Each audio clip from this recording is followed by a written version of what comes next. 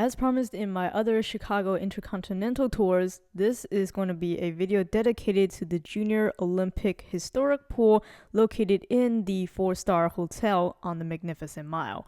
It was built in 1929 as part of the Medina Athletic Club, featuring Spanish tiles and architecture, and this Junior Olympic Pool is one of the largest indoor pools in such a tall building. So as a former competitive swimmer and someone who swims laps almost daily, I booked this hotel specifically for this feature, and I'm excited to give you guys an in-depth tour of my experience.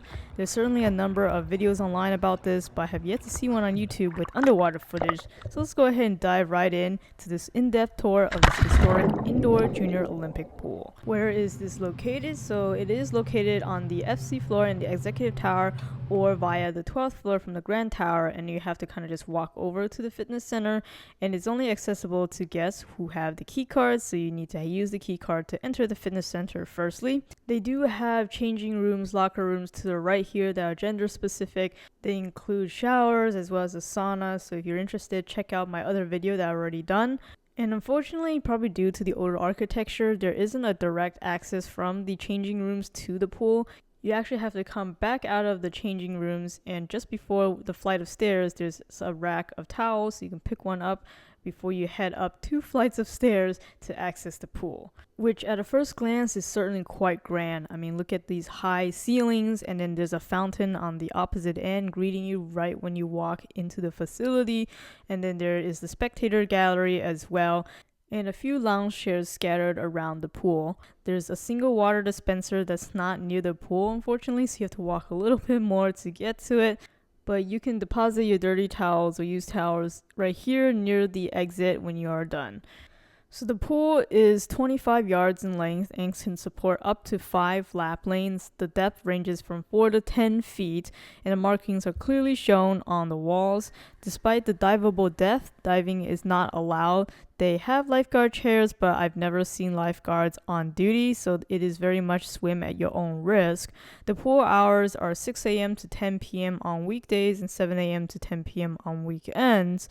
The conditions also change a little bit depending if it's a weekend or a weekday. On weekends, the water tends to be a little bit warmer, maybe 83 to 84 degrees Fahrenheit, with no lap lanes, and there's some music playing in the background. There tends to be floaties that are rentable that you can use for children. And Friday nights and Saturday nights, they tend to have additional events like movies and food that you can purchase. Then during the weekdays, the water is cooler at maybe 81 to 82 degrees Fahrenheit. Still not competition level temperatures of 78 to 80 degrees Fahrenheit, but they do set up 2 lap lanes so you can definitely get your laps in. And they also turn off the music.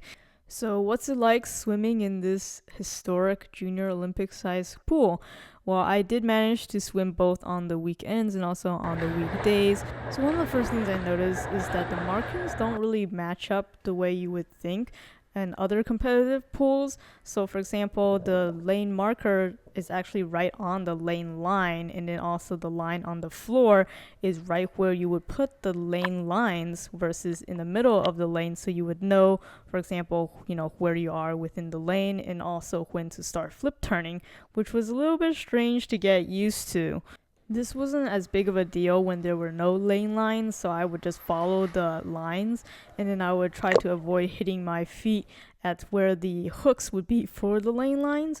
But then when there are lane lines, then yeah, I would have to make sure I'm kind of centered between those 2 lines.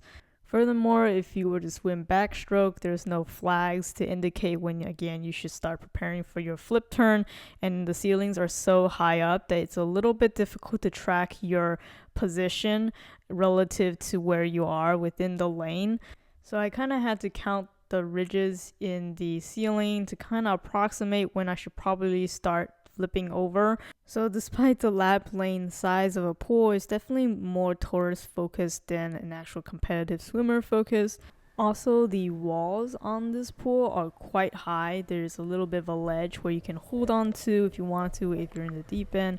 But if you want to get out of the pool, more than likely you have to swim to one of the 4 corners where there are ladders for you to exit the pool. In most other pools I've swam in, I can usually just push myself up from anywhere within the pool, but because the water level here is so low that I have to go and resort to getting onto those ladders. And besides the clearly rusted lower parts of the metal ladders, the pool itself is really well maintained. It seems pretty clean.